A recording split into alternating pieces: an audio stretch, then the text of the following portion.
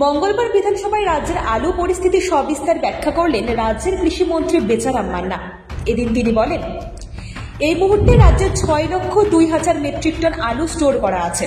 গত বছর মোট 63,05,000 মেট্রিক টন আলু উৎপাদন করা হয়েছিল। এবছর সেই জায়গায় 58,08,400 মেট্রিক টন আলু উৎপাদিত হয়েছে।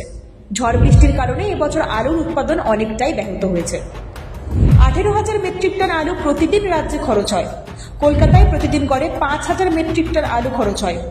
আগামী 2 মাস 15,000 মেট্রিক টন আলু গড়ে খরচ হবে এই রাজ্যে।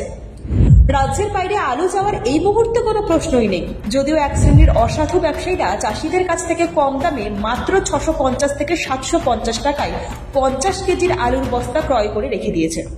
এই মুহূর্তে ওইসব অসাধু ব্যবসায়ী বস্তা পিছু 1,000 থেকে 1200 টাকা কিংবা তারও বেশি দরে আলু বিক্রয় করছে। একই সঙ্গে এই ব্যবসায়ীরা নিষেধাজ্ঞা থাকা সত্ত্বেও রাজ্যের বাইরেও আলু পাঠাচ্ছে। কৃষক কিংবা আড়তদারদের হাতে এই মুহূর্তে আর আলু নেই। কিছু অসাধু ব্যবসায়ী ও 40 জন হিমঘর মালিক এই আলু রেখেছে। রাজ্য সরকার এবং মুখ্যমন্ত্রী পুরো বিষয়টির উপর নজর রেখেছেন। ইতিমধ্যে প্রতিটি জেলার ডিএমদেরকে নির্দেশ দেওয়া হয়েছে কড়া ব্যবস্থা নেওয়ার জন্য। রাজ্যের মানুষের প্রয়োজনীয় আলু পাওয়ার পরে উদ্বৃত্ত আলু বাইরে বা অন্য রাজ্যে পাঠানোর ক্ষেত্রে কোনো বাধা নেই বলে আগেই বলেছেন মুখ্যমন্ত্রী। সামগ্রিকভাবে এই মুহূর্তে রাজ্যের আলু পরিস্থিতি অনেকটাই নিয়ন্ত্রণে রয়েছে বলে জানান রাজ্যের কৃষিমন্ত্রী। 50 কেজি আলুর প্যাকেটে প্রতি প্যাকেটে 300 টাকা করে লাভ করেছে।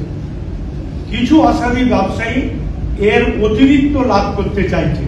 এই অতিরিক্ত লাভ করার জন্য এখন যেহেতু কৃষকের কাছে বা খুচরো ব্যবসায়ী আড়তদারদের কাছে আলু নেই, সম্পূর্ণ আলুটি আলু চলে গেছে কিছু স্টোর মালিক এবং কিছু ব্যবসায়ী, যারা 20,000 থেকে 1,20,000 প্যাকেট পর্যন্ত গচ্ছিত রেখেছে আলু।